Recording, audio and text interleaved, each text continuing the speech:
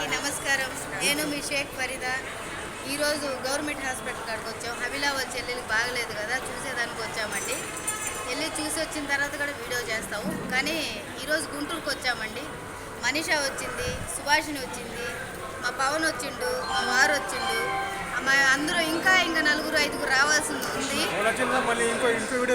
వాళ్ళు వచ్చిన తర్వాత అందరం కలిసి మరీ హాస్పిటల్కి వెళ్ళి ఆ అమ్మాయిని చూసి మరి ఆ అమ్మాయి ఏ పరిస్థితిలో ఉందా ఏందా అని చూసి అన్ని వీడియో చేసి మరి మేము ఇన్స్టాలో పెడతామండి. కొంతమంది ఇది ఫేక్ తొక్క తోలు అన్నీ చెప్పారు.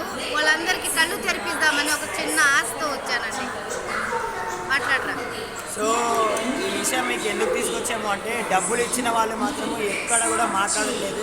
డబ్బులు ఎవరైతే ఇస్తలేరో వాళ్ళు చాలా మాట్లాడుతారు.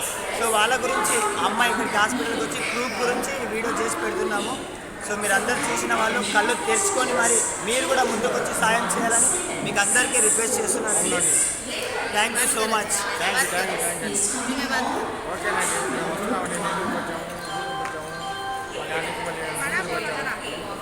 గుంటూరుకు వచ్చాము.